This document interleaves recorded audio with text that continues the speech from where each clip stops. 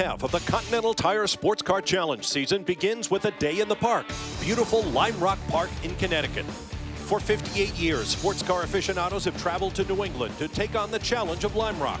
Just a mile and a half long, but fast and sweeping, with disaster awaiting the unwary on every lap.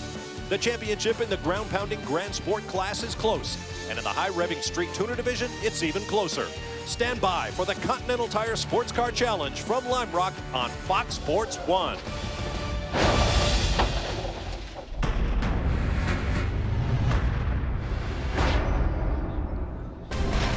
How often do you get to witness a race on a track listed on the National Register of Historic Places?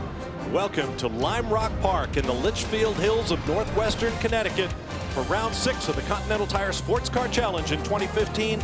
Welcome to the Northeast Grand Prix from Lime Rock. Hi everybody, I'm Bob Varsha alongside Calvin Fish and Justin Bell. Know this about Lime Rock. It is one of the best spectator tracks in the country, and there is nary a single grandstand seat on the property.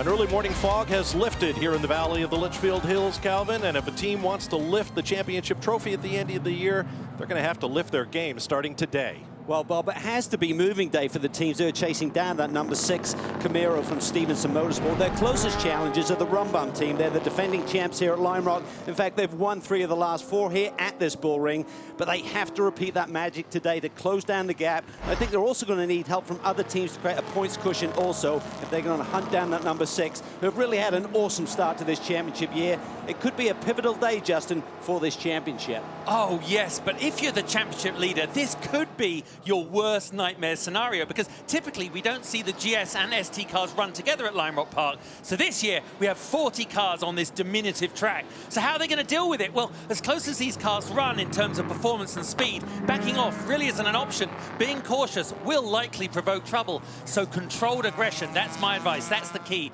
And surviving, of course, the intense roller coaster that is Lime Rock Park. Well, this is race 6 of 10 on the season. It's that time of year when arrival on the racetrack could actually be a help for your championship hopes. With more on that story, here's Brian Till. Bob, as you guys were talking, indeed, for the 13 Rum Bum team, they need to win. Almost every race from here on out is a must-win, and they are surrounded by Camaros on the grid today. You talk about a little help from your friends. Maybe that help could come from Multimatic. They have fielded 2 very, very fast Shelby GT350 RCs the last 2 rounds. In fact, the last 2 races, they have started on the pole, but at Canadian Tire Motorsport Park, it all went wrong for the number 15, Scott Maxwell, behind the wheel through the very fast turn 4, gets together with another car. That 15 written off. They had to rebuild, or actually build, a brand new race car. But for the 158, a very different story. They take the victory at Canadian Tire Motorsport Park. They are very fast indeed. For the 15 here at Lime Rock, they'll start at the back of the pack because of an electrical problem in qualifying, but the 158 rolls off in 4th. That's the story in Grand Sport. For Street Tuner, here's Jamie Howe. Well, Brian, it was here last year where Freedom Autosport driver Liam Dwyer earned his first series victory in a dramatic and in an emotional fashion. This year, he's teamed up with Andrew Carbonell, and the duo have been able to carry that momentum forward. They won a race at Mazda Raceway Laguna Seca. They finished on the podium in the last event at Canadian Tire Motorsports Park, and they have a healthy lead in the ST points battle. It's 9 points that they lead over CJ Wilson Racing drivers Chad McCumbee and Stephen McAleer. But today, the advantage goes to Chad McCumbee here at his first pole of the season. So he starts up front today, guys. This is going to be a really exciting race. This track, built back in 1956, held the first professional road race in America in '57. Tell us about it, Justin. Well, how much action can you fit into 1.5 miles in 7 turns? An awful lot, as we're just about to find out. The corners are named as they lie. You got Big Bend, which is really the first sequence of 2 right-handers. Very tricky, carry the speed through there. You got the left-hander, you got the right-hander. No name straight, really isn't a straight at all. You're still turning. Then you've got the uphill. Remember those iconic photographs of cars, 4 wheels off the ground? Well, that's where it was. Through West Bend, downhill, very fast. It takes a lot of guts to get through there and to the start-finish line. Which sits on the Sam Posey straightaway, named for our great friend and colleague. Here's a look at our onboard cameras, 3 aboard Grand Sport cars, and 1 in the ST Mazda MX-5, being started by injured Marine Staff Sergeant Liam Dwyer. What a great story he is. Our Porsche safety car ready to pull off. Matt Bell in that big Camaro on the left. Hugh Plum on that bright blue Porsche on the outside. We'll lead him down to Big Bend. We are racing at Lime Rock. Matt Bell starting for the pole for his 12th time. What a sensational qualifying effort yesterday. Davis looks to the inside. He's up and over the curb there, nearly into the run bum machine. I spoke with Matt at the beginning. Oh, look at this. The ST's going for the line. Nice, clean jump there for McCumbee. Yeah, big jump for Chad McCumbee as he heads down to turn one. Couple of cars looking down the inside. One of those is Bill Orble in that Trimtex BMW looking for a way around the outside. Two factory BMW drivers in the ST field today. Someone's wide there. Yeah, well, I was talking with Matt Bell before the start, and what I was going to say was, the track, we had a lot of rain last night. If you go off, it's very wet, very muddy. This is a great start for these guys. There's a lot of action jammed into these little corners, Calvin. Yeah, Orbeland's making hay as well. He's had a great start here. Look at him, already gained a couple of spots here on this opening lap. This is the no-name straight. It has no name, and it's not straight. Oh my goodness. Ashley Freiberg up and into the tires. Wow. Just spoke to Michael Harvey this morning on the way down to the race, and he said we're in good shape today, but I think that's up in West Bend, possibly. Yeah, that wasn't good shape there. I mean, tell you what, that must have been a visual, a memory for whoever was the flag worker standing there as that car mounted the guardrail. Oy. That's the car. Well, first the Aston Martin threw me off the road, and then I got hit from behind. Her teammate Trent Hinman won the championship in this car last year. It's been a tough year for this team. It's a great driver pairing. Here we see the similar livery Trimtex car in the ST class driven by Bill Orbeland. Well, our first full course caution on lap one, so it'll be what we call a short caution. The pits will remain closed. This is a bull ring of a racetrack, Bob, and actually that's coming out of the right-hander there onto the no-name straightaway, isn't it? Yeah, it is. Well, we'll see what we can reconstruct of that. A big accident for Ashley Freiberg. We'll take a break and return to Lime Rock Park in Connecticut after this.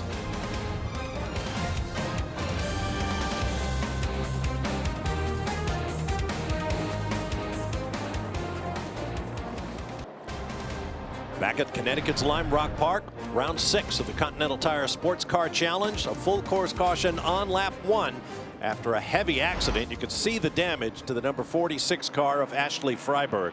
Let's take a look at what video we have of what happened. There you see the donut on the side of the number 8 Camaro from Mentella Autosport. You heard Ashley say she thought she was run off by an Aston. Turns out it was the Camaro. On board here with Scott Maxwell. Look up ahead there. You can see a little bit of argy-bargy, as we call it, as they come through the right-hander, and Anthony Mantella just gets into the side of Ashley there. And I think what happened, Justin, is I think he actually got into her right front wheel and just turned her literally. It wasn't a bump of the car, more of a bump of the steering, and suddenly she spears off the road. Exactly. It was when you hit almost the metal on the wheel rim on the side of the car. It's so instantaneous, it bounces you off, and I think that's why she sounded so surprised on the radio. Jamie?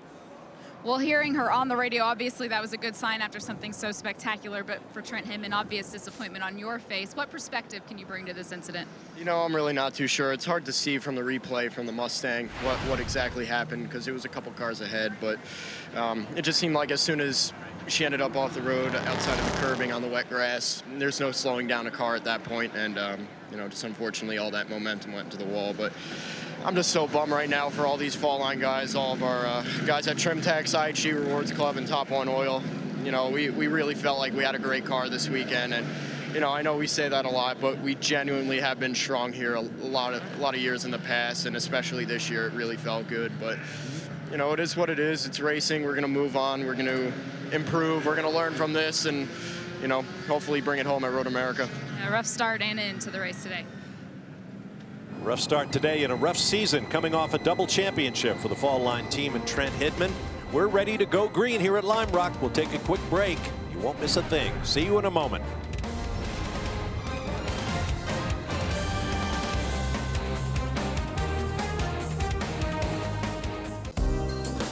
The famous covered bridge in West Cornwall, Connecticut, synonymous with this corner of the Litchfield Hills. Lime Rock Park is situated in a beautiful part of New England and barely 2 hours from Manhattan, downtown New York, believe that or not. We are ready to go green, lights out on the Porsche safety car, under the Bailey Bridge, down through the diving turn, and Matt Bell leads Hugh Plum and the rest of the field to start finish. Green, green, green, green, green.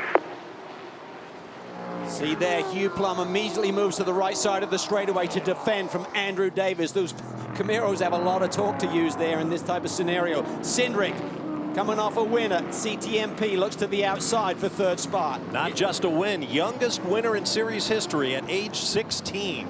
With track position being so important here, it's so difficult to overtake.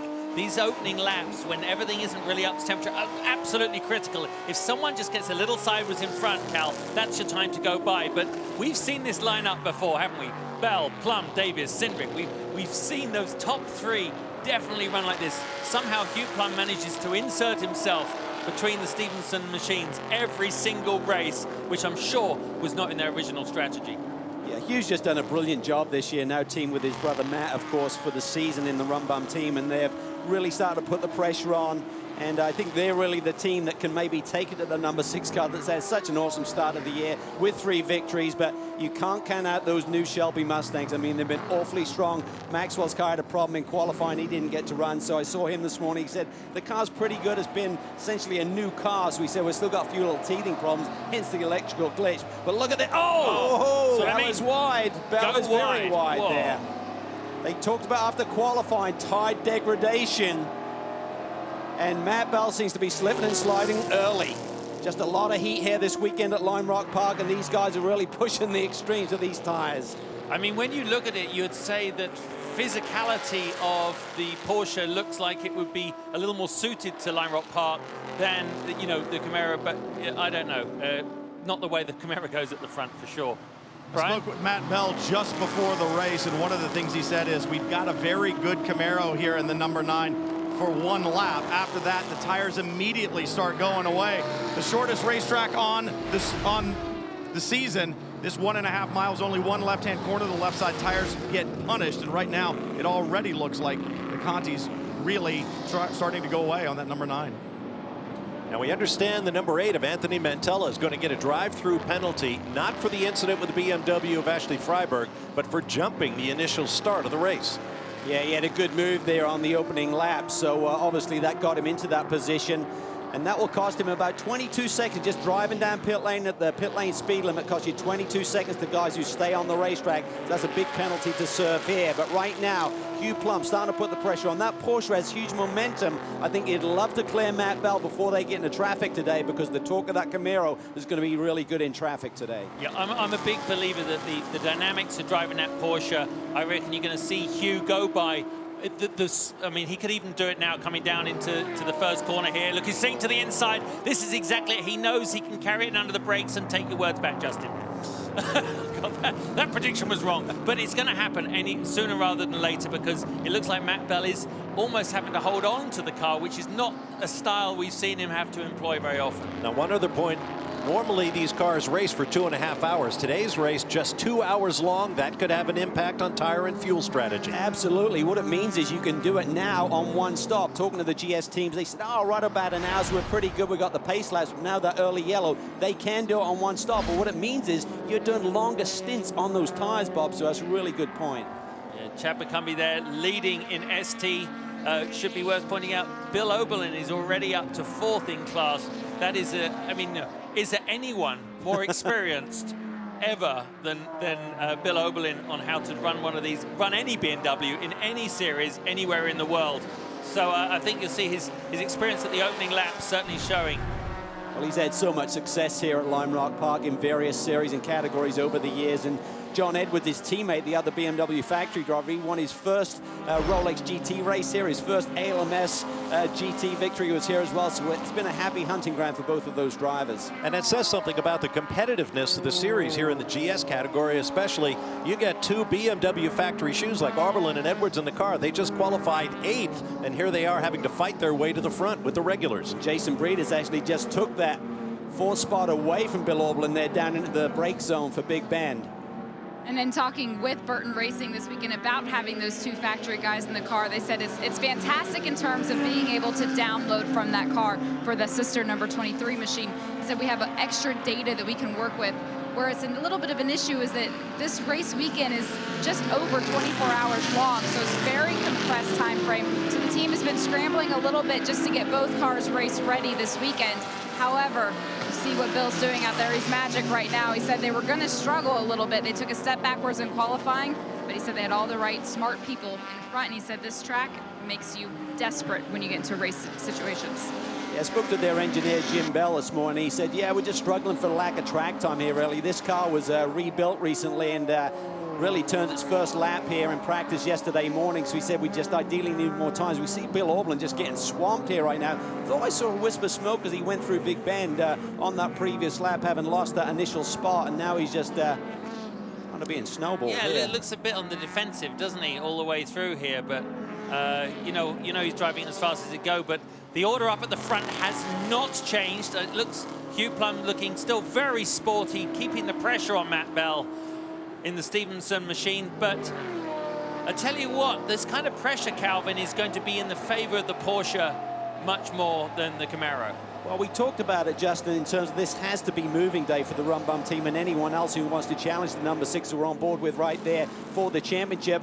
But you also can't afford to throw it all away. I mean, Matt Bell has gone in really deep on the brakes into Big Bend. He's still got good dynamic grip there as he goes on at the middle pedal, but certainly you look like Plum's a little bit quicker at this stage of the game. You think he's just waiting? Well, I think he'd love to be by him before they encounter all this ST traffic, because the Camaro should have an advantage there. Since Matt Bell getting very wide there into the uphill. I think Jamie was very right, though, in her information about how punishing it is for the left-hand tires, especially on, just think of the engine weight up front in that Camaro, the placement of the center of gravity in that is a lot of dynamics going through those front tires. So patience will favor Hugh, I believe.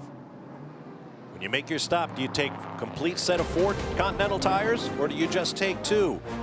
Basically right-hand turns, so the left side tires are taking all that energy. We'll find out as the race goes on.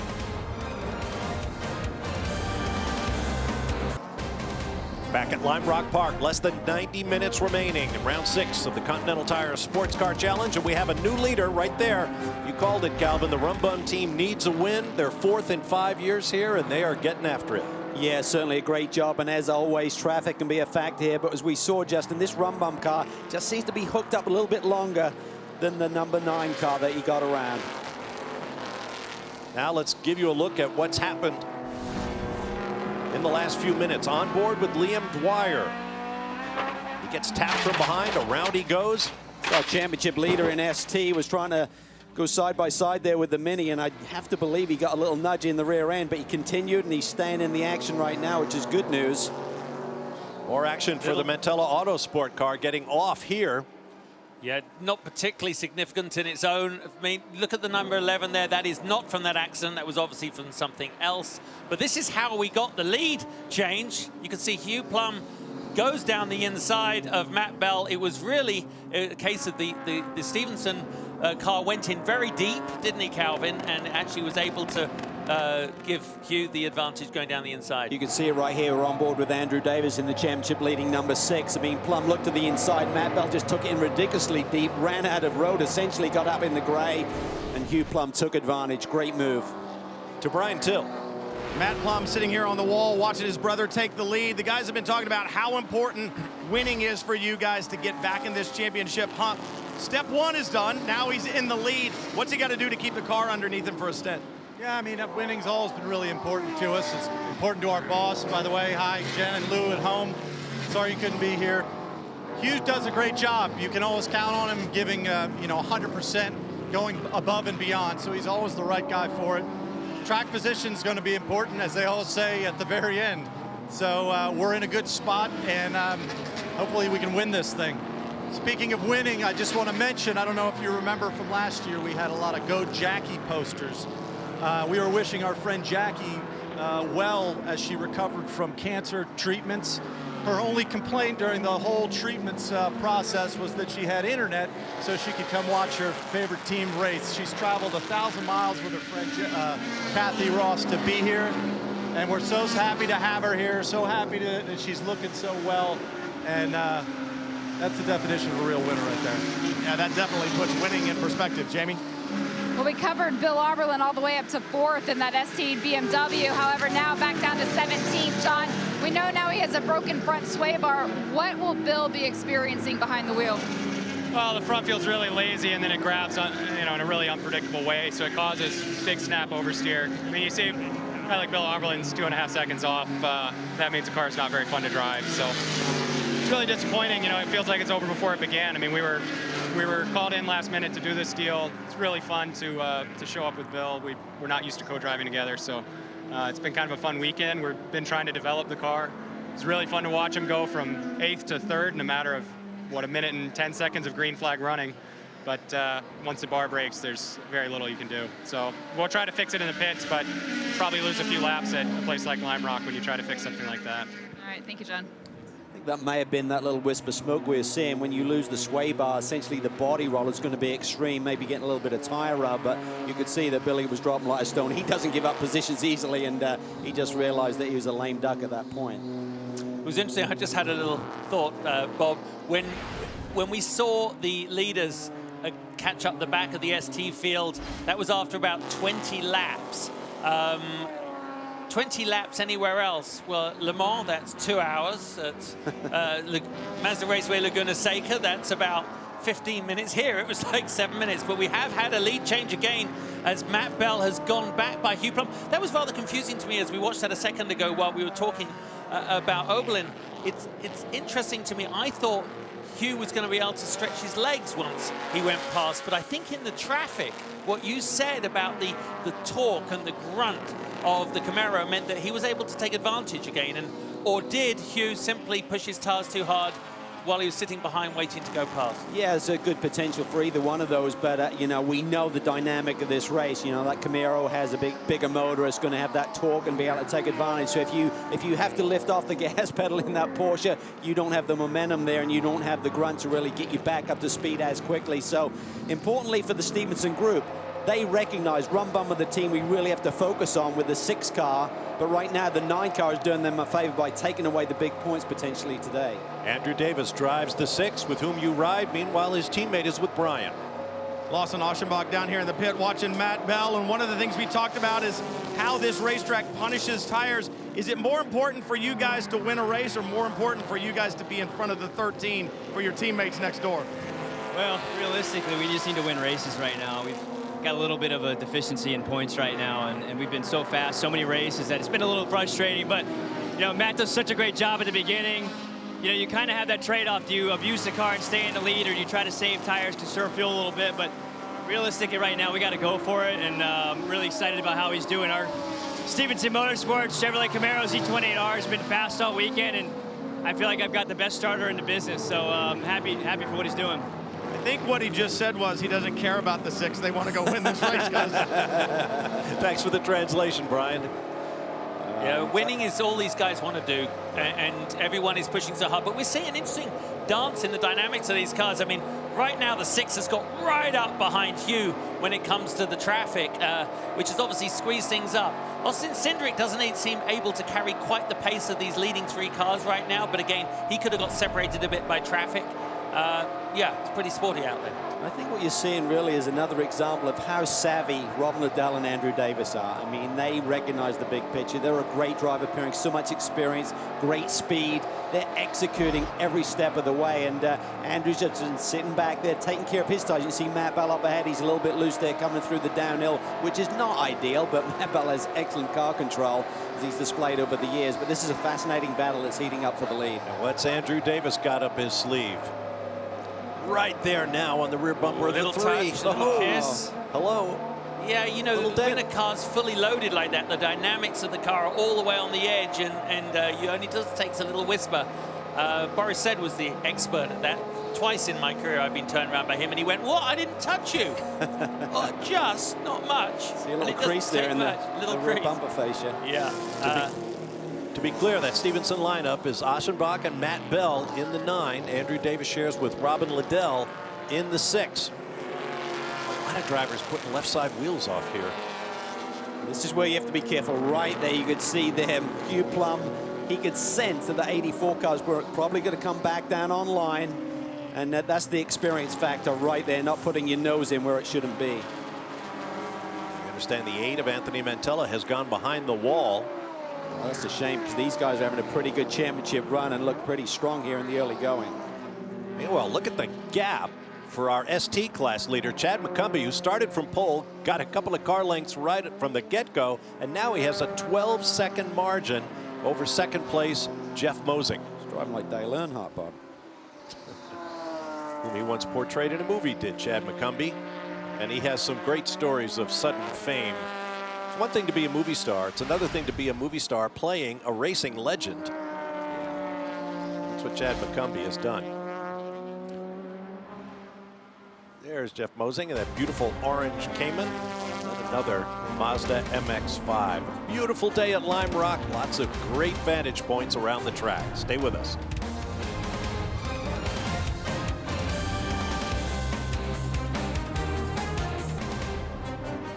Back in the Continental Tire SportsCar Challenge, the Northeast Grand Prix from Lime Rock Park in Connecticut. We just had a huge twist in the championship story, and the picture tells it.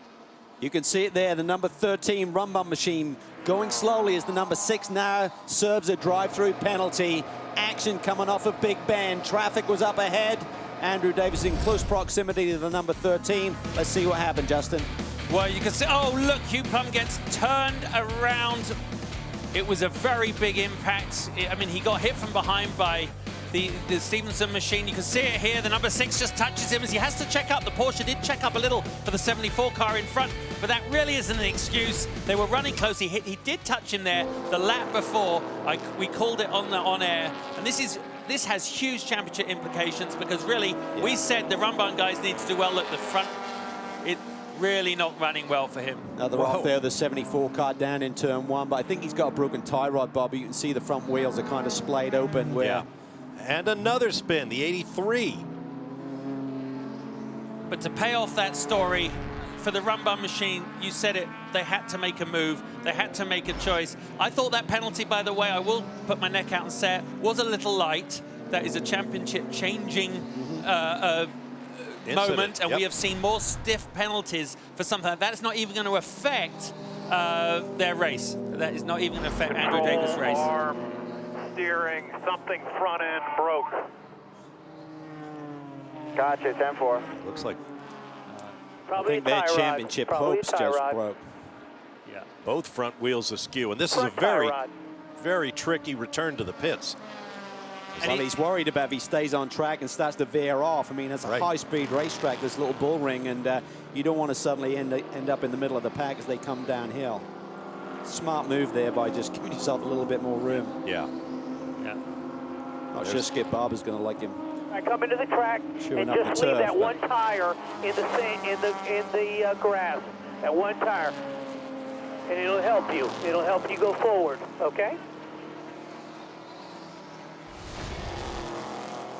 Now let's catch up on those other 2 incidents. Here's the Compass 360 Audi, and he gets to the tire wall. Yeah. Okay, that was just a little, that was the Scandinavian flick going through there, wasn't it? He went one way, went the other. I'll take your word for it. And then just turned and faced the traffic. That was, I think, just game, set, match for yourself. That was unforced errors. Eric Zimmerman in the Porsche. Oh, tragic. Down in the pits, the atmosphere must be crazy, guys. Get in the car. Tell Matt not to get in the car yet. Tell Matt not to get in the car, somebody. The reason that is because of the 45-minute rule. I think they just got to wait. I don't think it's going to be affected by if he gets in or out right now, because the time on the car stops when you hit the pit in line.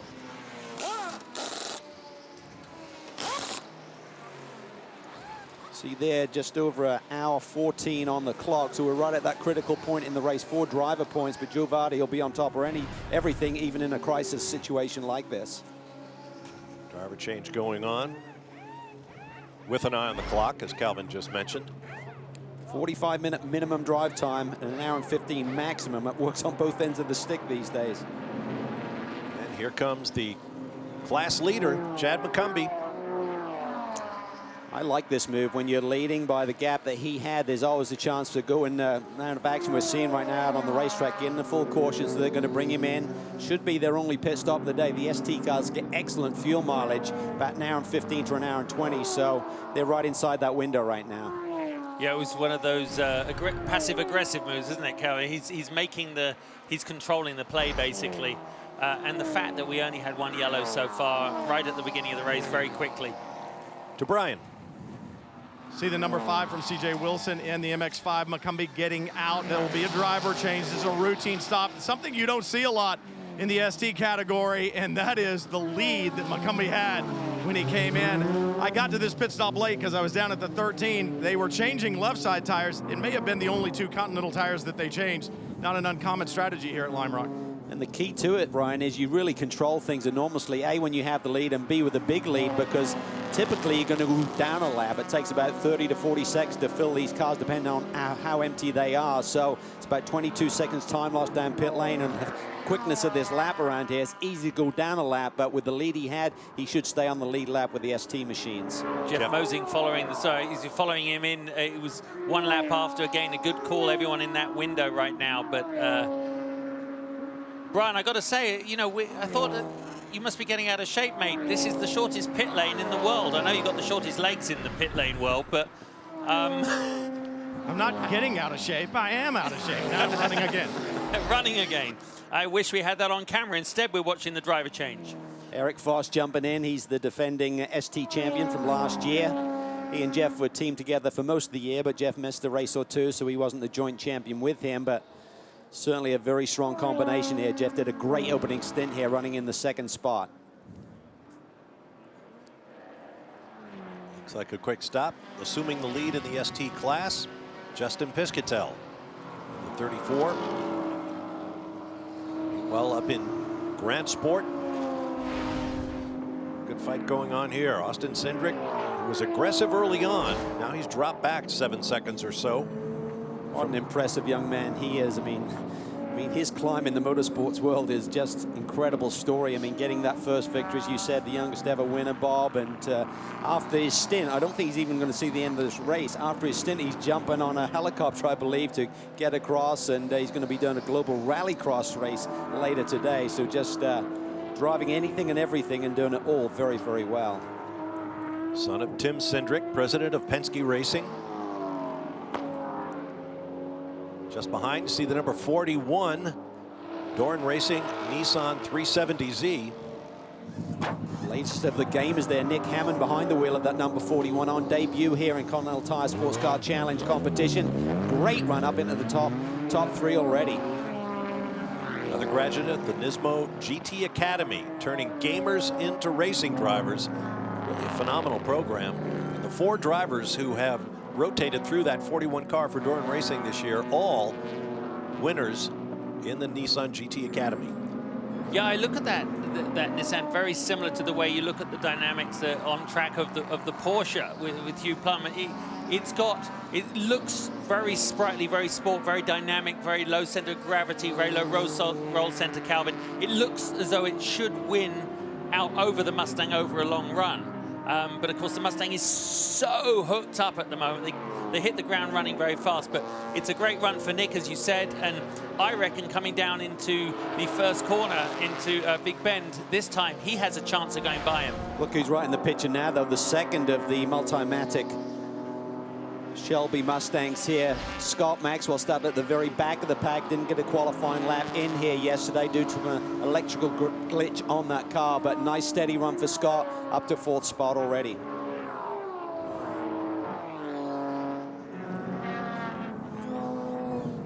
Good battle, and as always, the GS cars have to be very careful as they handle the slower ST class traffic.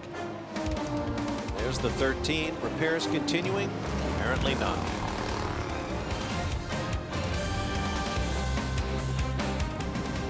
Welcome back to Lime Rock Park, the Continental Tire SportsCar Challenge. Liam Dwyer has brought the number 26 Mazda MX-5 to the pits to hand over to co-driver Andrew Carbonell. Jamie is there.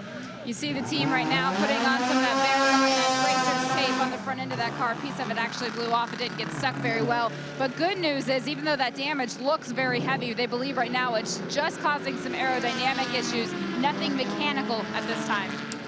Yeah, days like today are literally damage control. You have an off, you survive it, you just got to get the car to the finish and keep it in the points. A win is improbable right now, but you never know. They've certainly performed some magic. The Mustangs now running in the second and third spot. Cindric continues to hold down that second position, but he's looked like his car's getting really loose, Justin. Remember, he had to qualify essentially on the same rubber yesterday, whereas Maxwell's got fresh skins on. Yeah, you know, I mean, the Mustangs certainly look well planted, don't they? But, of course, they do have a little bit more weight. That Nissan just flipped by there, didn't he? The 41 with Nick Hammond behind the wheel.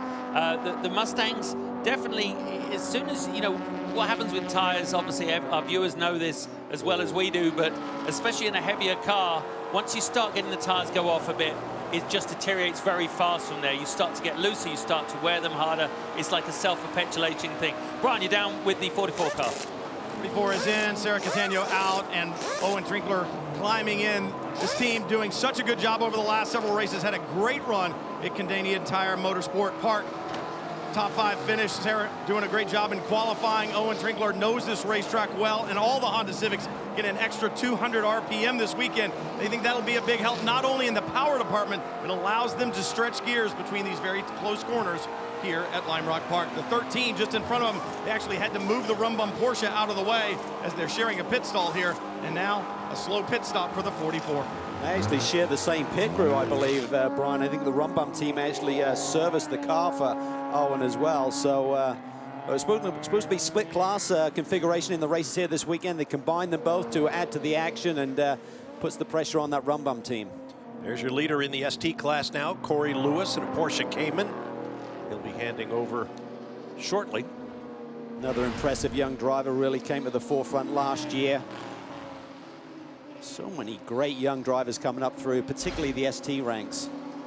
Yeah, it really is these series to be seen in to make your name, because you remember a lot of these guys, a lot of people come into racing because it's fulfilling a fancy. Other people, it's fulfilling creating a career ambition. And if you're a young guy, you've got to win. That's, I mean, in the words of like Gilles de Ferran used to say when I asked him, what does a young driver need to be able to say to someone when he's trying to get a new job? It's just, well, I've won. And yeah. I've won 12 races or 8 races. If you know, that's the only language that race teams and team owners and sponsors understand. So that's why we see such great racing out here. Little Mini goes through there through a 3-wheel. It's actually the inside rear wheel is always off the ground on this Mini. Those are with heavy direction change. They are really cool little cars. That's Zach Meyer from Toronto sharing with Steven Simpson. The Mini John Cooper Works team.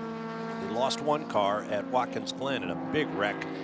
Not been able to field a 2-car effort since. But who'd have thought if John Cooper could have looked forward all these decades to see that a car that still carries his name, the spirit of what he created, obviously BMW, basically heart and soul now, not soul, heart, engineering and technology, but still very much the old Mini soul. Saw a beautiful one in Los Angeles the other day, absolutely perfect, little like a 1968 Mini. It looked so small, it looked like it fit in the trunk of this one, but fun car. They must have fun racing it. Great battle here. This is for the second spot that Stephen McAleer now takes away, so he's full of fuel and he's up to the second position in this race. So they're looking in great shape here. Mausrad, such a great run here of success in the ST class over the last half a dozen years. But that little Mini is talking to one of their crew guys this weekend, and they've actually got the guys from Polar heart rate monitors here, and they've got all of the crews wired up, and these guys aren't pros necessarily in this league, you know what I mean? So these are guys who come in and help on the race weekends, and they said the heart rates just go through the roof when they leap over the pit wall and jump into action. Quite a workout. Yeah. This is for 7th place in GS. Rob Eklund Jr. and that bright yellow Aston Martin. Yeah. Being chased by Martin Barkey in another of the Mantella Autosport Camaros. And all of these teams are now past that 45-minute in terms of the minimum drive time, but now they're waiting for that fuel window to open up. which should be within the next minute or two. So I think we'll start to see a domino effect here with strategy in terms of some of these GS cars starting to make their pit stops. We saw the ST cars come in. They have a bigger fuel window, so that opportunity starts a lot sooner. Time remaining in the race, upper left of your screen. Just under 62 minutes. It is a warmer day here today. Just to bring everyone, the guys in the pits can give us a track temperature in a second, I'm sure, but you actually we had a lot of rain last night. So not only is it affected offline, but it did clean up the surface. But Calvin, we saw some very fast speeds run, lap times in warm-up this morning. So in fact, it might have been what the track needed. It cleared a lot of the rubbish off the outside lines. People went fast. Going fast now. To your point, Calvin, about bigger window for the ST cars. If you've got two, got an off and on there from one of the Caymans, Jim Johnson's team, Rebel Rock Racing. When you've got two drivers who can put up similar lap times, that gives you extra flexibility in using that window for fuel. Oh, it's perfect. I mean, if you've got two guys who are quick, then it's all about just hitting that number. You're out front, you got track position, then you just call your own shots. You're not really worried about compromising anything from one driver's performance to another. 13 Rumbum Porsche came out, did a lap, and is back in the pits. There he is. Brian. Crew going to work on the right side. I see tires coming out, and actually 4 Continental tires set up. So maybe what they'll do is put 2 brand new Continentals on the right, and we'll see if they move to the left. Looks like maybe right side tires only. Now the jack kind of has collapsed in the back. That's going to be a delay on the right rear. Of course, losing a couple of seconds here or there is not a problem right now. It's just making sure the car is sound. Back out on the racetrack. Right side's only, 13's back out. And they did make the driver change. Matt Plum now driving. Yeah, it's a pretty depressing hour he's got ahead of him. I mean, he just has to try and bring this car back and see if there's anything they can salvage, right, Cal? Yeah, sitting in the 10th spot, so there's still points to be gained, and it's really just a question of how the number 6 does with that drive-through penalty. Davis has dropped down to the 6th spot, but I think a lot of these cars, including the leader we're looking at, Matt Bell, will be hitting pit lane pretty soon. Never a dull moment with the Rumbum crew. We'll take a break and return in a minute with more of the Continental Tire Sports Car Challenge from Lime Rock Park. Stay with us. Back at Lime Rock Park, the race leader, Matt Bell, brings his Stevenson Camaro Z28R to pit lane.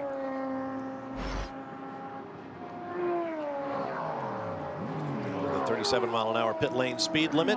Brian Till awaits the car.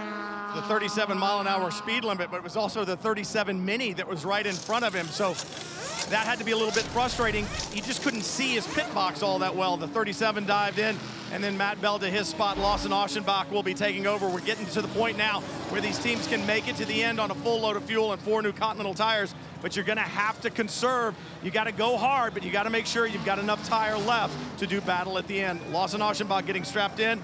Stevenson will head back on track.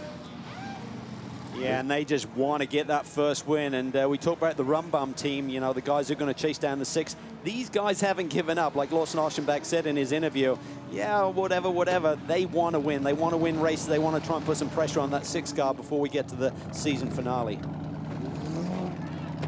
Go. Of course, there's only one way to earn the opportunity to take the fight, Calvin, and that is to be competitive, be up front. You know, you definitely know that they're not going to Mike is not going to call a strategy to hold one back at this stage of the series, not with so much competition. Brian? Multimatic in, both cars at the same time, and the good thing is they're pitted in the order that they were running on the racetrack. So the 15 hits his marks first. Billy Johnson will be taking over. Back in the 158, Jade Buford. So now it's a race on pit lane for this Multimatic cruise. 4 new Continental tires, of course, and a full load of fuel. Billy Johnson wants a win after the disappointment from Canadian Tire Motorsport Park when the 15 was written off, that huge crash that we talked about at the beginning of the show. And nothing that Jade Buford would like to do better than to repeat in the 158. Maxwell out of the 15, getting strapped in is Jade Buford. Austin Cindric taps the top of the 158, says good luck, buddy. Both cars out, and the 158 is going to beat the 15. Wow, drag race off of pit lane, so just a little bit better execution by the 158 and leapfrogging around their teammate right there. But Billy Johnson is awesome at this racetrack. He won here a couple of years ago in an outstanding performance. The last race he ever did for Roush Racing, teamed up with Jack Roush Jr. to take a win here at Lime Rock, and he wants that win. So disappointing with the pace that they had at CTMP in the last round of the championship. Here comes the number 6 Stevenson Camaro. Andrew Davis pitting for Robin Liddell. These guys seem to be ticking all of the boxes this year, Justin. I mean, that little knock that we saw in the drive-through penalty, really the first mistake, let's call it, of this championship season. Yeah, as I said, though, when they served that penalty, really not going to even put much of a dimple in the running of the race for them. What they want to do is get back up into position at the front of this so they can get the maximum points, because their sister car is quick here, has made the most of the opportunities throughout the race. So let's see how they do when they get off. Brian, you're standing by the rear left corner of that car. Normal stop, apart from the mechanic sitting down? The mechanic sitting down on the tires, absolutely. Looks like a routine stop. The important thing for the 6 right now, as you guys said, with the problems they had the drive-through, is put that behind them, gather as many points as they can. They're in the championship lead. Don't make any mistakes. Keep fighting for that win. Well, it's amazing to watch these drivers' changes, and all there is to do, getting one driver out, the other one in, getting everything connected. It could so easily go wrong because it is quite a complicated process. Here we see Brad Jager jumping out. He said, I don't really like this racetrack. Well, he liked it enough to be leading when he hit pit lane, Brian. Well, he did, and the good thing about this Nissan is we've talked about it all year long. On longer runs, it's very nice to these Continental tires, and that's exactly what Kevin Doran was saying a little bit earlier. He said, we don't necessarily have the torque. Car does everything pretty well, nothing spectacular, but the one thing that it does do if we have good long runs is it keeps the tires underneath them. Now a problem with the belts and the window net. Brad Jager is out, BJ Zacharias getting strapped in. Stop, right side is done, and BJ Zacharias out on track. They'll hope they get plenty of green flag running, and we'll see if they can't get that Nissan up front. Yeah, slight delay there, because ideally you want the refueling to be the last thing that's completed, so they're waiting on tire change a little bit and driver change. See how far back they fall in the running order. New leader in ST. The 36 cars hit pit lane. So Stephen McAleer is back up front, where co-driver Chad McCumbee put the car for the start of this race. And they could do some great things here today. Coming into this race, they were 11 points out of the lead, sitting in the 2nd spot. We saw the earlier problems for Liam Dwyer. They're still out there battling hard, but could be a big points gain if they can get the massive points for the win, and the 26 car struggling a little bit. It's the 56. Eric Foss running 2nd in class. In 20 seconds is an awful lot of time, but I don't believe that McAleer can, as I said at the top of the show, there is no real defensive strategy to driving here. You've got to stay in attack mode within reason. Otherwise, literally, one little mistake in traffic, you can't run to a pace at Lime Rock Park. You've got to run to the pace that your car can run as fast as it can go. So I think you're gonna see that gap probably stay there, if not extend, because that car is hooked up. This track is all about rhythm. You just get into that rhythm with the flow of the track, but also the flow of the traffic as well. And like you say, it's hard to really the problem for the 31 car maybe smoking, so we'll have to take a look at that. There's the 26. Shack is up to 3rd. It's a great little team as well. They've been doing some great things this year. Great run of poles. If you're familiar with, let's call it the old Lime Rock Park, you may be looking at these pictures thinking, not quite sure what's different. Well, as we swing through Big Bend and then the left-hander, notice that hillside in the background? Over 200,000 cubic yards of dirt were moved to create better spectator sight lines through this portion of the racetrack. And when it's pointed out to you, as it was to me, all of a sudden you realize, holy smoke, that's right, I could see so much more of the track now. It's beautiful. It's always been a wonderful facility, and they continue to do great things with it. Well, problems for the 13 on what could have been a very big day for them in the championship. Brian Till has more.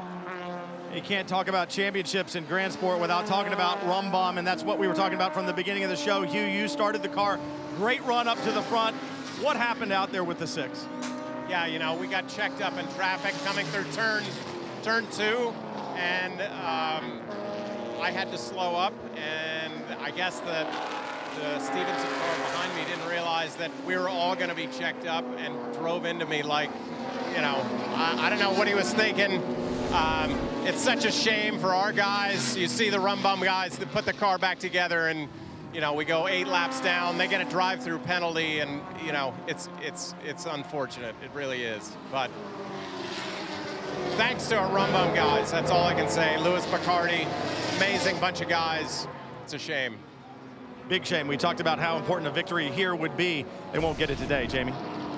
Well, down at Body Motion, that number 31 machine, we heard Calvin say possible smoke out of it. I checked in with them. The crew members are up on the wall watching the car drive by, and they believe right now it's just some tire rub going on that bodywork. So they're not very concerned with what's happening right now. But Justin, you mentioned it. You mentioned the fact of the track temperature. I checked in with Continental. Track temperature right now is 104.3 degrees. That's about 10 degrees warmer than the majority of the track running time yesterday. So yes, the track is much warmer than what these teams have been used to.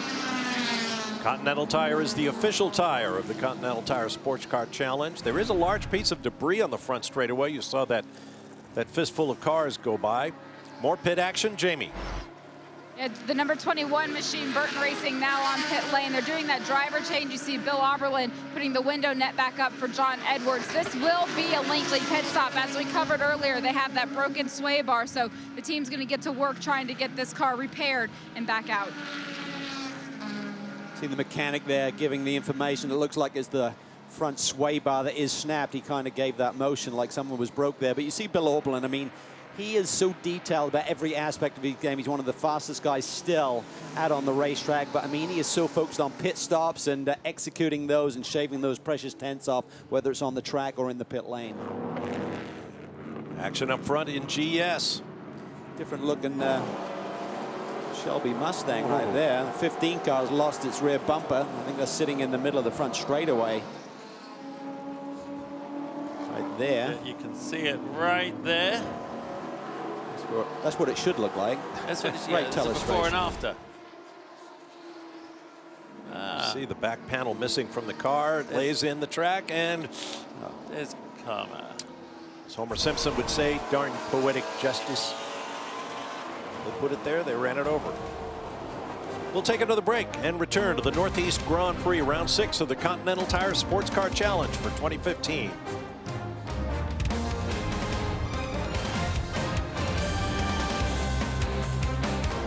Back at Lime Rock Park, coming up on 43 minutes remaining in round 6 of the Continental Tire Sports Car Challenge, the Northeast Grand Prix. And Calvin, you called it at the top.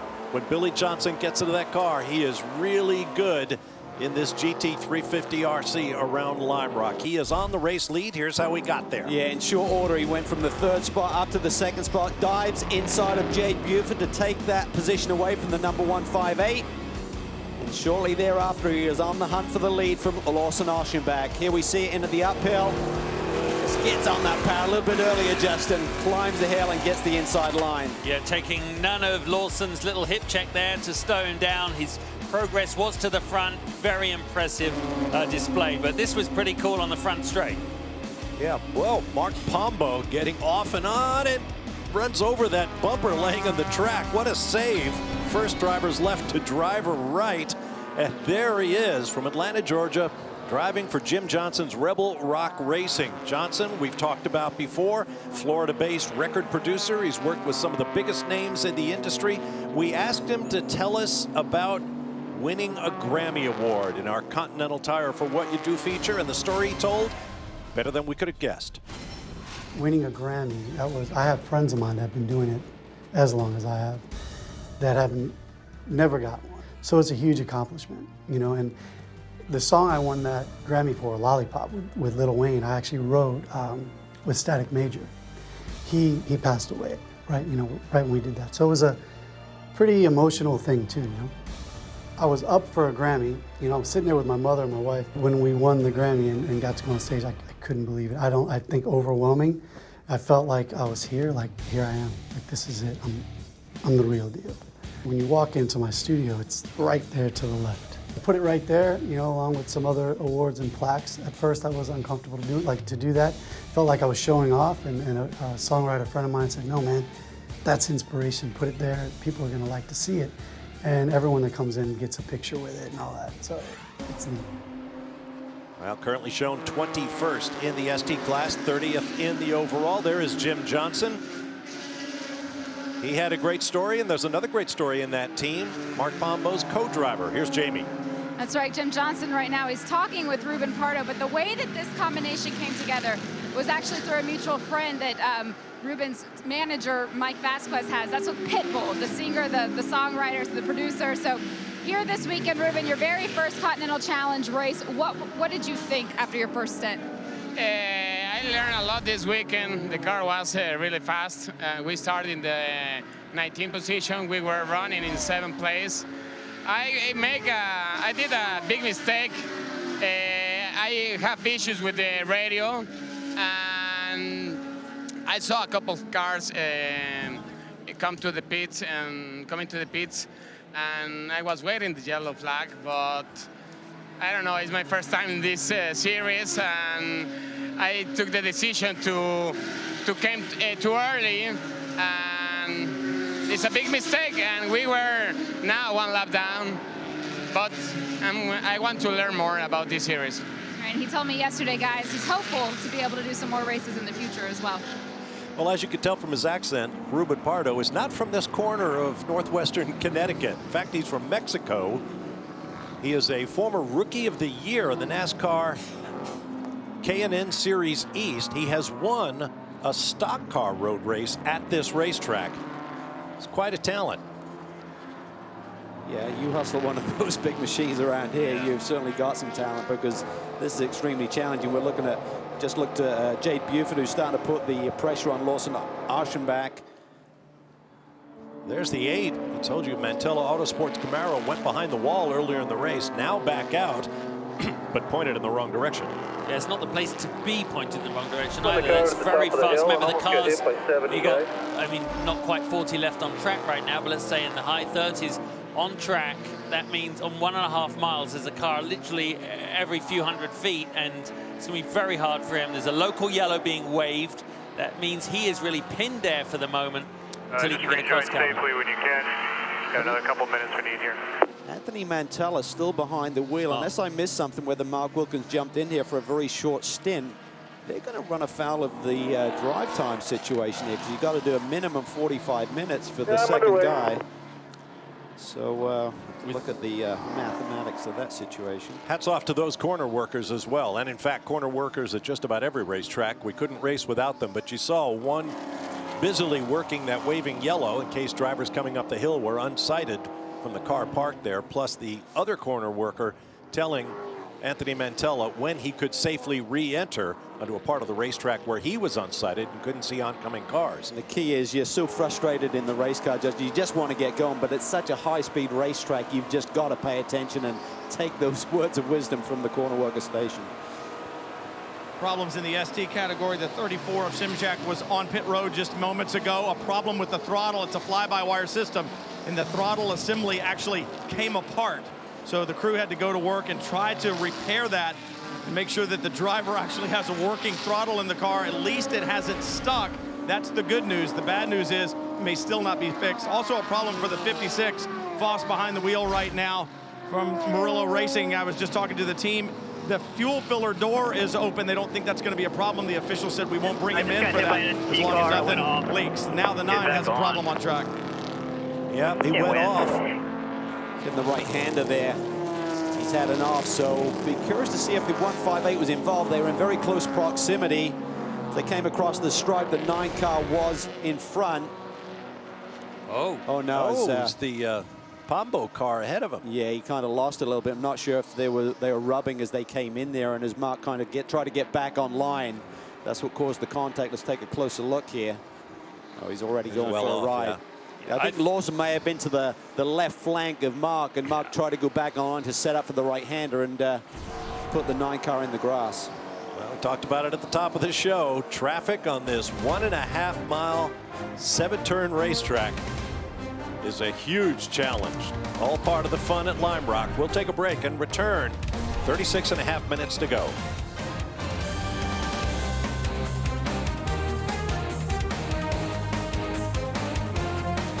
Welcome back to Lime Rock Park in round 6 of the Continental Tire SportsCar Challenge, the Northeast Grand Prix, on a beautiful day in northwestern Connecticut.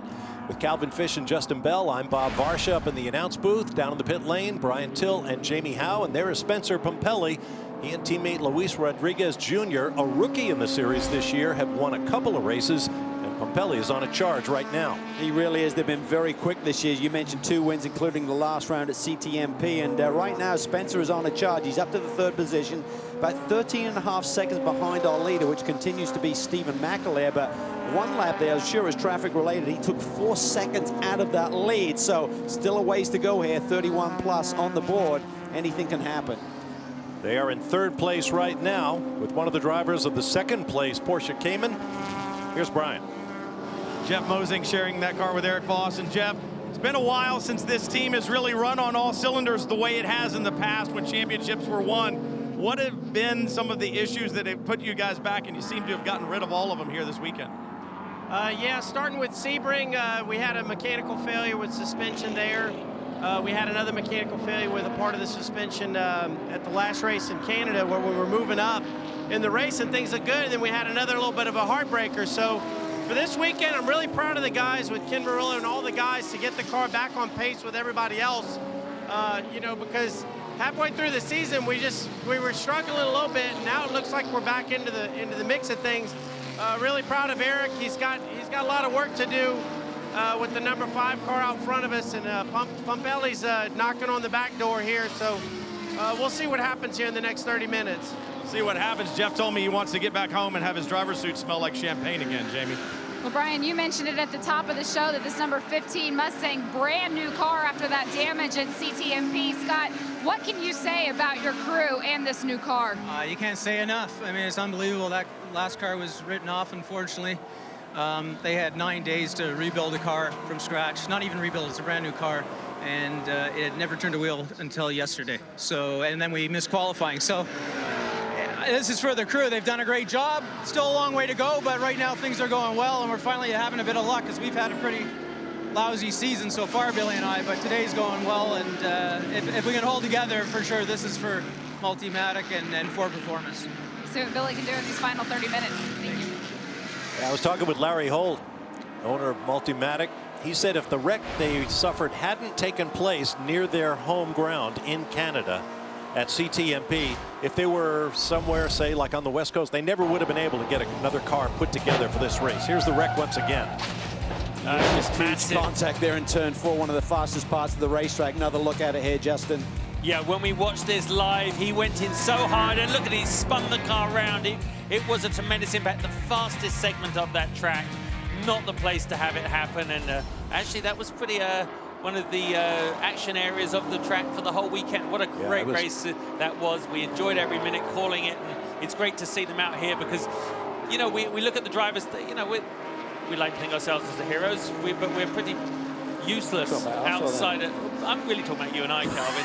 But the guys out there right now, you know, I mean, the drivers get all the fun, the glory, and the chance to drink the champagne, but the mechanics are the ones that do the work. And I, certainly speaking for myself, I'm not one of the drivers that could even have turned a wrench on a car.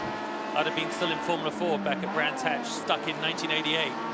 But some drivers aren't. On board, the 26, heading down. I love hearing the engine note of this car just as he went over. We'll try and pick it up maybe on another lap. And you hear the revs as they go over the brow there, woo, as they go up. Full high revving Mazda engine holding his position out there on track. Running 14th in the SD class is Andrew Carbonell. Whoa, 75 getting a little loose up ahead in Big Bend. Significantly, Bob, they're running 14th in class, and the guys who are behind them in the championship are leading this race, so there could be a huge point swing here today.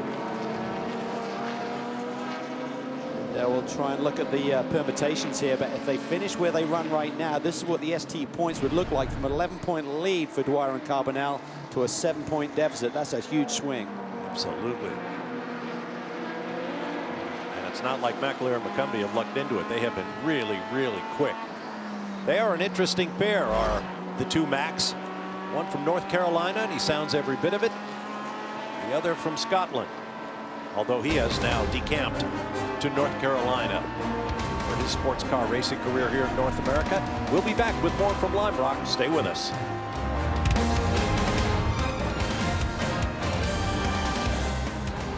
Welcome back to Lime Rock Park, built in 1956, held the first professional road race in America in 1957.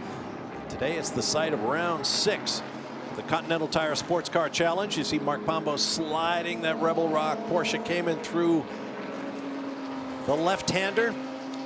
A lap ago, he took a somewhat different line out of Big Bend and into No Name Straight. Justin? Yeah, a little all-wheel drift off. I don't think this is the official Skip Barber line somehow, but he held on to it. But look at that dip. I mean, oh my God, I tell you what, you wouldn't be able to do that in a PC car or a prototype car. He is all 4 wheels off. I tell you what, he was keeping his foot in it, rejoined the track, heads up as he got out, and he got straight back to racing action, as you can see there. He's enjoying a little bit of dirt on the outside of all those corners, as most of the competition have. We join the 92 car, who looks like steam coming out of the front there, Bob. Yeah, steam or smoke coming out of the front end of that hard Honda. This team is another great story. Honda American Racing Team, founded by Honda employees who just wanted to take the cars they built and race them on the weekend. Looks like he is safely out of the way. We don't expect a full course caution. Meanwhile, here's Jamie in the pit lane. And Chad McCumbee is watching on as these ST troubles continue. But Chad, for you guys right now, it's pretty smooth sailing at the front of the pack. What condition is this number 5 in the closing stages? I think it's pretty decent. You know, like I've said all weekend and all day, you know, our CJ Wilson guys gave us an awesome mod space Mazda today, and I hope we can keep that thing up front. Steven's doing an awesome job. Car's been phenomenal the whole race long, so we just need to avoid any trouble and keep it clean and bring it home. All right, and guys, one little note that I want to make before I toss it is that the right side tires on this car are the same tires that they qualified on, started the race on, and have done the entire race on. Brian? Matt Bell qualified the number 9 on pole, and I look back over the season, I see those 2 podium finishes at the beginning of the year, but not back there since then. You guys have to feel like you've got some bad luck. What does Lawson have to do right now to just focus forward and put that behind him? You know, it's going to be hard for Lawson. I think during my stint when the car was starting to fall off, it was really difficult. The kind of car I don't like to deal with on one half of the track, and I know it's the kind of car he hates on the other side of the track. So we're kind of complaining about 2 different things, but we're really complaining about the same thing, which is we kind of missed the mark on the setup. So he's going to have a hard time. You know, we keep finding our way into this bad luck. So whatever we need to do to start changing that is something we're all going to have to start passing around the team. What did he say about the contact out on the racetrack? The contact with the ST car that the 9 car made. Yeah, he didn't say much. What he did say, I don't think I can repeat. So it was just I think an ST car just kind of missed his mark a little bit and bounced off our car and kind of pushed him off the track. So it's super unfortunate. It's that kind of thing that we have to avoid. So it's just one of those racing incidents again. This is what happens when we pack this many cars on a 1-mile track. More bad luck. Remember, 3 pole positions on the year. These guys have been incredibly fast, but they've yet to win. Is Chad McCumbee British? Southern British. You know who we could play in a movie? Yeah. Been thinking about it. Yeah. So we're watching as this race unfolds for the last 20 minutes. Full course yellow. Where was that from? That car parked up there. That's interesting. The 92 car, I believe, was stranded in an unsafe place, couldn't get to a safe zone. So we're within the last 30 minutes of the race. So this will be a short yellow. Kevin Boehm, you saw him standing behind the Armco there. Well, remember when we watch this, the race director has a lot more information at his fingertips than we do. He has a lot more camera angles.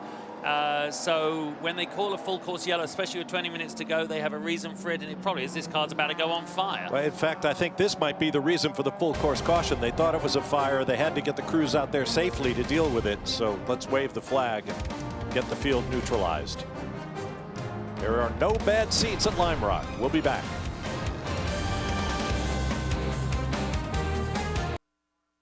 We've done a couple of major things. We've fixed the paddocks. That's where you park your race car and work on it. We've paved them. We've enlarged them. We've solved our drainage problems. They used to flood. So that's the great thing for the competitors. For the fans, we've improved the sight lines. We've moved 200,000 cubic yards of earth, built new spectator areas, not grandstands, hills, planted an awful lot of trees, and cut down the scruffy ones that were in your way. It really looks good. That it does. Lime Rock Park reborn. It's a great viewing area right here through that downhill now. Yep, just see it there. Just outside the track on the bridge level, you see the people gathered up there. Safety car comes off, and we are ready to go green once again with 16 minutes remaining here at Lime Rock. Two multi-matic cars lead the field back to green. You can see the Nissans there trying to get through a little bit of traffic there as they get caught up. Maybe a little touch there as Liddell was trying to get around the 41 machine. The 8 is off, drivers left. Wow, yeah, you know, that is a very demanding corner through there. Double right-hander, the two Nissans running nose to tail there. Stevenson definitely got knocked out there. Lawson not really having a fun last third of this race, but right behind him actually was, even though he's lying a long way back, was the Porsche, the Plum Porsche. I think Mark Wilkins was probably taking the 8 off track to get out of the way because they are many laps down at this point. That's true. Good point. Billy Johnson did what he had to do at the start there, Calvin, didn't he? Which was just be decisive, take off, don't get involved in anything else, even though it's your teammate behind. With only 14 minutes left, or just under 15 minutes left, you need to keep the track position. So it's a pair of Mustangs followed by a pair of Nissans. Billy Johnson and Jay Buford in the Shelbys, BJ Zacharias and Stephen Doherty. Look at Liddell there in braking for Big Ben. Really eats into the cushion that those Nissans have. So how far will he push it? Will he look at the big picture, the fact that the Rum Bum car is further back in the action right now? Or will he try and get that podium spot they'd love to have and add to that points tally they have for the year right now? Well, a podium is certainly worth pushing for here. Brian, down in the pit lane. Kevin Doran got 2 cars running 3rd and 4th, and Kevin, the only guy, or one of the guys, certainly that didn't want to see that full course caution was you. No long green flag run at the end. How those cars are going to be, the Nissans trying to hold off Camaros. Well, these first few laps we'll be in trouble, but on the long run we're good. So it was going our way until the yellow came out, but maybe we can hold our own.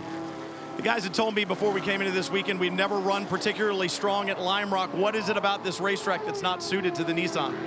Well, back in the old days, I won a lot of races here, and I love this place. But here in modern day times with the Nissan, I think it's a torque track. So the V8 cars have probably a race advantage over the V6. A little bit of a torque advantage, but right now the guys holding on as tight as they can. They'd love to have 2 Nissans up on the podium, maybe even get a race win, guys. Yeah, they're looking pretty tidy, Brian, too. You talk about the tire management, lighter weight car and good on the long runs, but it could still come into play here. Just over 13 minutes to go. It doesn't take much. If Jay Buford over there, you could hear the engine. Where are the revs pick up? You still have to be a little gentle on the throttle as you go over there. In the old days, you had to back right out as you'd land and just pop a drive shaft. But as they head down, just listen. Coming onto the front straight there. Remember Kevin Doran winning races here at Lime Rock with Al Holbert's Lowenbrow Special Porsches back in the mid-'80s. Yeah, what a heyday that was. Yeah. A lot of races. But I was just going to say, it won't take much. If Jay Buford especially, because I think his car is not as strong as Billy Johnson at the front, only has to drop off by half a second, and you could see that Nissan take that spot. See the leader in ST there, Stephen McLaren, has opened up a nice 4-second advantage over his closest pursuers, but Pompelli is all over the back of Eric Foss right now for the 2nd spot. And I think he has a bit more speed than Eric, so if he can clear him. But Stephen's done a great job in trying to establish an early cushion here after the restart. Staying neatly out of the way of the big GS ground pounders. There you see the battle there, Spencer Pompelli just dropping a wheel off there. You see the dust from the Cayman. Yeah, I mean, you really are squeezing every bit out of these cars. You know, not a lot of torque. It's all about rolling speed through the middle of the corner, getting off the brakes as early as you can. Remember earlier in the race, we saw the Liam Dwyer Mazda get apparently touched from behind and went in the wall pretty hard. Well, we've been wondering for the whole race what happened. Jamie, what was the story?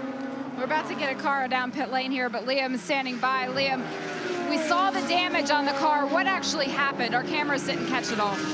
I'm not really sure going down No Name Straight, we got to give each other room. When someone got into the back of me, spun me, and I went off sideways into the inside wall there, driver's right. Wrinkled the front end pretty good.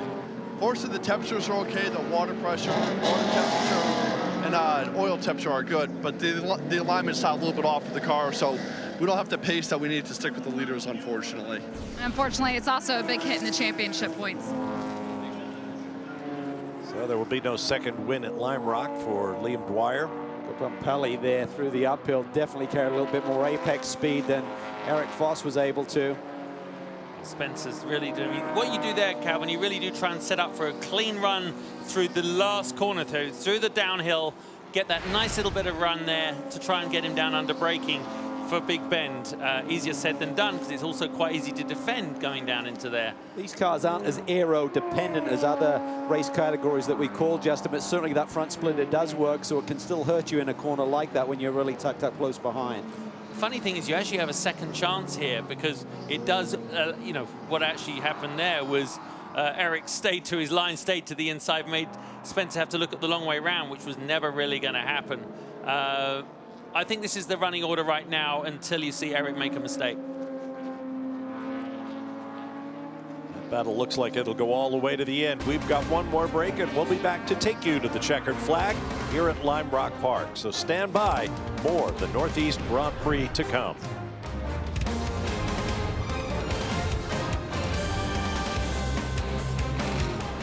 Back at Lime Rock, great racing in both the GS and ST classes. GS on the left, ST on the right. Spencer Pumpelly in the white Porsche Cayman trying to get around Eric Foss in the orange car, and he almost had it done. Yeah, it's a great section of the racetrack. You can literally go side by side there for 3 corners, and 2 guys just doing an awesome job of racing it clean. Both of these battles, left and right, are for second place in class. On the left, Jade Buford trying to hold off the Nissan BJ Zacharias.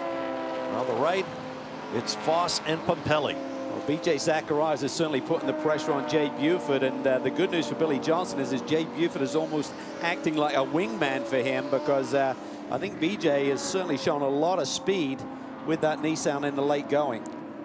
Yeah, I think basically Jade pushed very hard early on in his stint, drove excellently, but the tires are probably going off for him at a rate that is not compatible with his position as second place in this field. And I think if BJ exercises a little bit of discipline and foresight and plans ahead, he's going to be able to get a run, maybe down into Big Bend and take second spot. If they make the podium, I'm sure BJ's teammate Brad Yeager will be happy. Yeager got sick earlier this week, told me yesterday he wasn't feeling up to it, especially on a hot day. And we have a warm one today, but right now they're in a podium spot.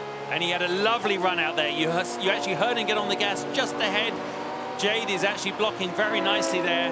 But let's see if he can do the old up and under going into Big Bend there. The real key of what the race does will allow you to do, you can be proactive, you cannot be reactive. So if you want to change your line down into the first corner, go ahead and choose it, but then stay there. You can't be, you know, jostling around depending on what the car behind is trying to do.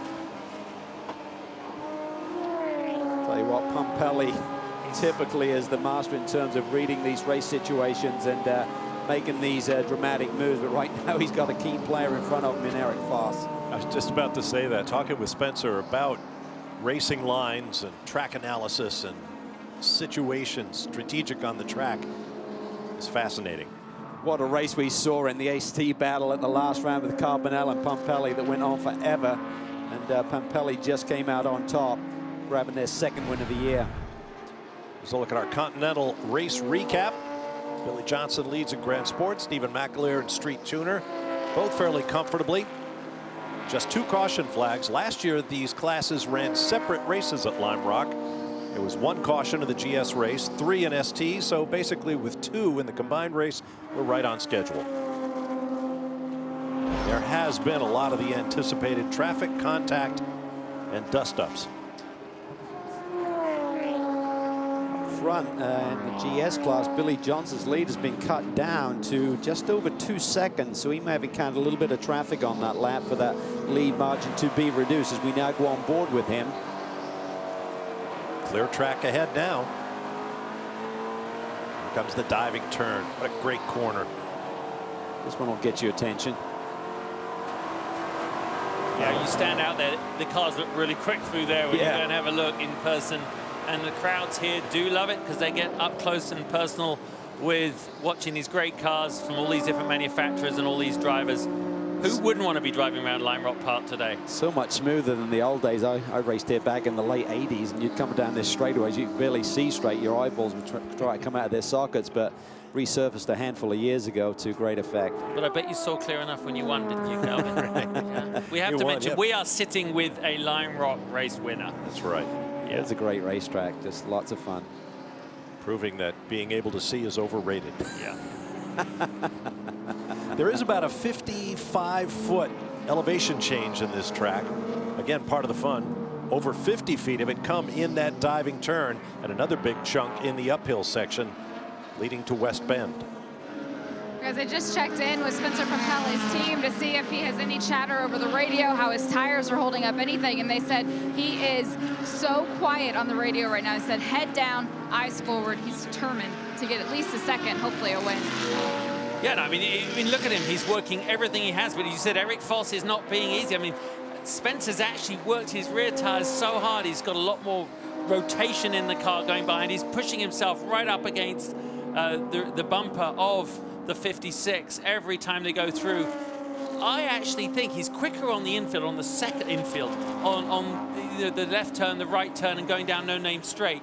This is where he needs to be quicker, though, because this is where he has to dive down to the inside like he is. Can he make it stick? No, a little bit far back, but can he make it stick on the part 2 of Big Bend? Yeah, this is where he seems to have really good grip, just able to carry a little bit more apex speed, rolling speed through the corners, but Eric's pretty canny and savvy. He's really not opening the door, but right now Spencer will know, and he's got nothing to lose. I mean, the championship is a long way out for these guys, even though they've had 2 wins, had some problem races as well, so he's going to be going for it for sure. Left-hand side of your screen, you've got BJ Zacharias. Actually had a lovely shot coming off Big Bend. I mean, coming off the last corner, but actually I have to say Jay Buford is really looking as though he's struggling with those tires. Look, BJ Zacharias. Oh, I tell you what, I'm struggling. I'm just going to be quiet for a minute. Go on, someone else carry this ball. Okay, deep breath. Down the hill they come. These 2 battles for second place in each of the 2 classes taking place on opposite sides of the racetrack. 2.5 minutes, mate. Copy that, I'm working. I can't get by him, I don't think. That's Spencer Papelli saying, I'm working on it, but I just can't get by him. This is great racing. Don't you love it? I mean, our production crew do such a great job here of bringing us the action. There is twice as much action out there on the track, so we have it split screen for your viewing pleasure. Whatever class you're rooting for here is certainly enough to watch. All right, no sucking up now. Let's go. Here comes the Nissan trying the outside. Zacharias on Buford for second. Yeah, he's got a pick there too. Yeah. So Jade was in the perfect spot there to defend the inside line and realized the outside line wasn't open either. As Papelli continues, he's just going to be studying. Is there a weak link in Eric Foss's game here today? Can I take advantage and get that next step on the podium? 1 minute 35 left to go. You better start making up your mind. Remember, this is a short lap here, so 2 laps. A little bit of traffic as the leader comes up on the back of some of the ST cars. Of course, with all that torque of the Mustang, you can go by pretty easy, but... Oh, look at that. Buford and Zacharias looking for traction coming up over the uphill. Oh, and Spencer Papelli is trying hard now. He knew he's running out of corners, running out of seconds. Yeah, these guys are buddies too, so he doesn't want to rough up Eric Foss too much, but certainly their races in the same point. God, Zacharias has a great run. He is being forced to take the long way around. He's got to make his stick now. He's going to dive to the inside to try and get some track position. Can he do it? Can he get on the inside there? No, Jade actually holds his line very nicely. This traffic they're coming up on is going to play a part. Well, look who's right behind them, though, Rob Liddell. He is up to the 4th spot, and he's closing in as these 2 battle. He is right there looking for a podium run here today, our championship leader. White flag next time by for race leader Billy Johnson. Keep in mind, Johnson and Scott Maxwell. Papelli to the inside. He looks to the inside, deep on the brakes. Oh, they're taking to the curb to make the most of it. That is great stuff. Last lap, he has to pull something like that off. Otherwise, he is not going to go by. Tried to take him by surprise, and sometimes when you react to that from Eric Foss's standpoint, you go in a little bit too deep, but he didn't do that. He controlled his braking perfectly in response to that challenge. Bring it home, 1 lap, last lap, no threats from behind, no threats, so take it easy in the traffic. 3-second lead for Billy Johnson. Yeah, as I was saying, he and Scott Maxwell had problems, did not qualify, started 12th, last in the GS field, but they have moved through the class to put themselves in position to take the victory. Yeah, this ST traffic is playing a little bit of a blockage for these GS guys as they go through. It wouldn't take much at all for Robin Liddell to have made a move there. We can't obviously see out the back of the Nissan, but all is not over for these guys. Spencer's got 1 lap left to try and pull this off. Oh, he touches the inside but loses the rear end. The grip wasn't there to do that. He's asking a lot out of that Porsche right now. Just trying to tighten his hands, look to the inside, and get on the power at the same time. The tires gave up. Meanwhile, flashing the headlights. A come-from-behind victory for Billy Johnson and Scott Maxwell. Second victory for the GT350 RC. 1-2 finish for Multimatic as Jay Buford hangs on. McAleer continues to lead in the Mazda in ST, but it's all for this second spot. Traffic up ahead. Everybody trying hard here on the last lap. Oh, look at that. Oh. Traffic tried to get out of the way, and he could split them right here. Pompelli's got to go the long way around. That hurts. Oh, absolutely. So Eric Foss will take second place in ST. Spencer Pompelli third, but up front, Stephen McAleer and Chad McCumbee have been sublime, taking pole, dominating the race, and picking up the win. We'll be back.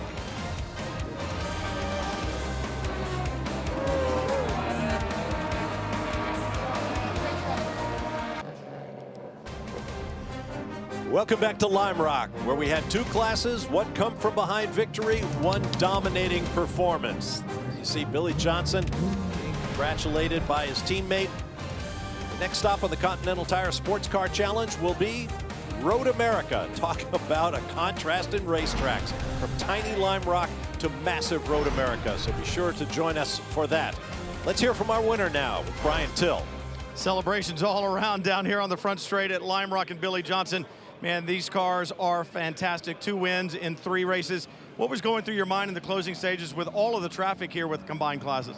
You never know in traffic. They can play for you or against you, and man, we've had some bad luck with losing the 15 at Most Sport and completely written off. And these guys worked an entire week to get us me and Scott, a brand new car, and it just goes to their hard work and dedication to give us a great car at Multimatic and Ford Performance and Continental Tire for being an awesome tire. And I can't thank Scott enough. He drove through the entire field after a small little electrical gremlin prevented us from qualifying. And I just can't thank everybody's hard work enough for this. Congratulations. Their first victory on the year, guys. All right, let's take a look at the championship points, beginning with Brent Sport. Well, they had a 17-point lead coming in, and they extend out to 24 despite finishing off the podium. So a great day for Davis and Liddell. And in Street Tuner. Well, McCumbee and McClare, it was a very strong performance for them.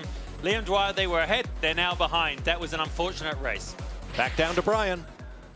Stephen McAleer here talking with the online sources. And Stephen, what a great job. The win, so important for you guys, the second one of the season, but more important in the championship. Were you kept abreast of where Andrew Carbonell and Liam Dwyer were running all day long? Because this is going to be big in the points.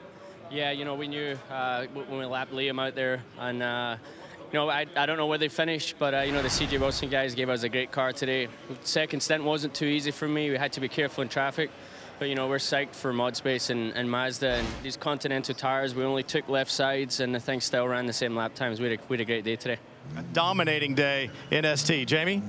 Well, it was a hard fight for second and third, though, and Eric Foss, the first thing you said when you took your helmet off was it's a good thing we're friends. Talking about Spencer Pompelli, what was that battle like?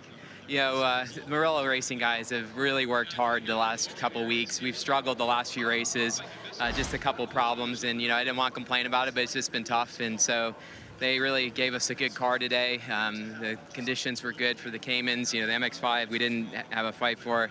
And, you know, Spencer, he's just one of the best in the business. And they kept giving me the margin. I was trying to save tires, so I had enough for him. And on that last yellow, it was everything I could do. And I mean, he raced me super clean. I was a little defensive a couple times, and every time I was waiting for a little contact, and he just never did anything. So yeah, I can't thank Jeff Mosien enough. These Continental tires were just amazing for the stint that we ran in the car. And just the whole thing was just a blast. And I mean, Spence is, thanks, man. All right, he's giving a handshake right here to Spencer. Spencer, he was just saying how clean that battle was. Heard you on the radio saying you're trying, you're trying. What else did you need? I needed him to make a mistake, but I knew that wasn't going to happen. And he drove really well. And, you know, we had a good car, but so did Eric. And he was really good in the downhill, which is probably the only place that is really easy to pass. I tried every other way, but he did a great job. But big thanks to Lewis, all the guys at Run Sport 1. You know, it was a really, really great effort from these guys. It turned the season around for real. We've got a third podium now in 2 races. So anyway, it's really a fun battle. I love racing here. And thanks to Lewis and all the guys. It was fun to watch. Congratulations on the podiums, guys. Great race, big fun, and lots more to come. From 1.5 mile Lime Rock, we go to 4 mile Road America, the American Nürburgring. Then Virginia International Raceway, another beautiful track. Circuit of the Americas in Austin, Texas. Finally, the Petit Le Mans weekend at Road Atlanta. Road America coming your way Monday, August 17th, 8 p.m. Eastern Time on Fox Sports 1. Don't miss it. Final thought, Calvin? Well, we said it was going to be a pivotal day for Rum Bum and their championship hopes. It went the wrong direction with that hit, so unfortunate, but they continue to roll. Davis and Liddell still on top. How about you, JB? This track just provides such great racing action. It's so close, so fast quarters that, you know what, everyone's positioned for the end of this season. On to Road America. Don't miss it. For Calvin Fish, Justin Bell, Brian Till, and Jamie Howe, thanks for joining us here at beautiful Lime Rock Park. We'll see you from Wisconsin in a few weeks. Till then, so long, everyone.